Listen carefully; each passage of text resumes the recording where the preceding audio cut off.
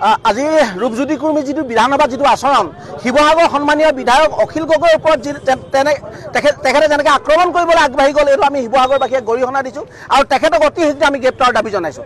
আমি শিৱসাগৰবাসীত আৰু এটা কথা তেখেতক আমি শিৱসাগৰ প্ৰৱেশ নিষিদ্ধ কৰিছোঁ। শিৱসাগৰবাসীয়ে মানে মানসিক জ্ঞান হেৰুৱাই পেলোৱা হিতাহিত জ্ঞান হেৰুৱাই পেলাই ৰূপজ্যোতি কুৰ্মী শিৱসাগৰত আৰু কোনোদিনে প্ৰৱেশ কৰিব নোৱাৰে আজি আমি ৰাইজে সিদ্ধান্ত লৈছোঁ তেওঁ যাতে কোনোদিন শিৱসাগৰত প্ৰৱেশ কৰিব নোৱাৰে তাক এটা পদক্ষেপ ল'বৰ কাৰণে আমি গ্ৰহণ কৰিছোঁ।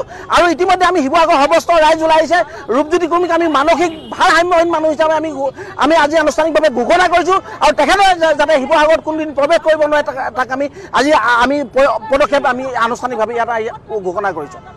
আজি সকলোৱে দেখিছে যে বিধানসভাৰ যি উত্তপ্ত পৰিস্থিতি আজি সৃষ্টি কৰিলে যি অসভ্য আচৰণ সৃষ্টি কৰিলে মৰিয়নিৰ বিধায়ক ৰূপজ্যোতি কুৰ্মীয়ে তাৰ বাবে আমি একেমুখে ধিক্কাৰ কৰি দিছোঁ। আমি শিৱসাগৰবাসী ৰাইজ আৰু শিৱসাগৰৰ যি আমি ৰাইজৰ দলৰ কৰ্মী ইয়াত আছোঁ আমি সকলোৱে একেমুখে ধিক্কাৰ দিছোঁ আৰু তেখেতৰ এনেকুৱা ধৰণৰ অসভ্যালি অভদ্ৰ যি আচৰণ কৰিলে যি নপঢ়া নুশুনা অজ্ঞানী মানুহৰ দৰে যি আচৰণ কৰিলে তাৰ বাবে সদনৰ যি মৰ্যাদা তেওঁ গৰিমা লাঘৱ কৰিলে তাৰ বাবে আমি অধ্যক্ষ মহোদয় বিধানসভাৰ অধ্যক্ষ মহোদয়ক আমি অনুৰোধ জনাইছোঁ আগন্তুক যিবিলাক ছেছন আছে তেওঁক যাতে তাৰ পৰা বহিষ্কাৰ কৰে নহ'লে আমি আৰু অতিকৈ তীব্ৰভাৱে আমি আন্দোলন গঢ়ি তুলিম যাতে তেখেতে যদি আগন্তুক যিটো বিধানসভা ছেছন আছে তাত যদি উপস্থিত থাকিবলৈ পায়। গতিকে আমি আগন্তুক দিনত এই ভাৰসাম্যহীন মানসিক ভাৰসাম্য হেৰুৱা যি ৰূপজ্যোতি কুৰ্মী তেখেতক আমি শিৱসাগৰত নিষিদ্ধ কৰিম। আমি তেখেতক ইয়াত কেতিয়াও আমি হাজিৰ হ'বলৈ নিদিওঁ তাৰ বাবে আমি আগন্তুক ষ্টেপ ল'ম।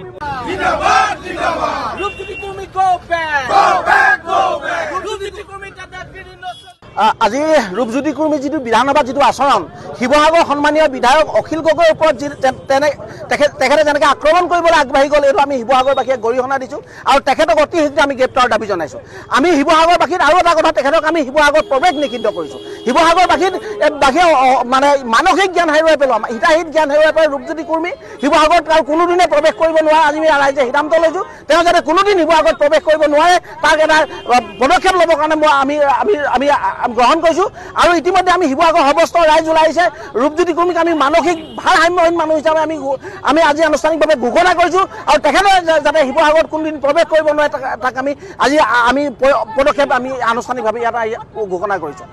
আজি সকলোৱে দেখিছে যে বিধানসভাৰ যি উত্তপ্ত পৰিস্থিতি আজি সৃষ্টি কৰিলে যি অসভ্য আচৰণ সৃষ্টি কৰিলে মৰিয়নিৰ বিধায়ক ৰূপজ্যোতি কুৰ্মীয়ে তাৰ বাবে আমি একেমুখে ধিক্কাৰ কৰি দিছোঁ। আমি শিৱসাগৰবাসী ৰাইজ আৰু শিৱসাগৰৰ যি আমি ৰাইজৰ দলৰ কৰ্মী ইয়াত আছোঁ আমি সকলোৱে একেমুখে ধিক্কাৰ দিছোঁ আৰু তেখেতৰ এনেকুৱা ধৰণৰ অসভ্যালি অভদ্ৰ যি আচৰণ কৰিলে যি নপঢ়া নুশুনা অজ্ঞানী মানুহৰ দৰে যি আচৰণ কৰিলে তাৰ বাবে সদনৰ যি মৰ্যাদা তেওঁ গৰিমা লাঘৱ কৰিলে তাৰ বাবে আমি অধ্যক্ষ মহোদয় বিধানসভাৰ অধ্যক্ষ মহোদয়ক আমি অনুৰোধ জনাইছোঁ আগন্তুক যিবিলাক ছেছন আছে তেওঁক যাতে তাৰ পৰা বহিষ্কাৰ কৰে নহ'লে আমি আৰু অতিকৈ তীব্ৰভাৱে আমি আন্দোলন গঢ়ি তুলিম যাতে তেখেতে যদি আগন্তুক যিটো বিধানসভা ছেছন আছে তাত যদি উপস্থিত থাকিবলৈ পায়। গতিকে আমি আগন্তুক দিনত এই ভাৰসাম্যহীন মানসিক ভাৰসাম্য হেৰুৱা যি ৰূপজ্যোতি কুৰ্মী তেখেতক আমি শিৱসাগৰত নিষিদ্ধ কৰিম। আমি তেখেতক ইয়াত কেতিয়াও আমি হাজিৰ হ'বলৈ নিদিওঁ তাৰ বাবে আমি আগন্তুক ষ্টেপ ল'ম।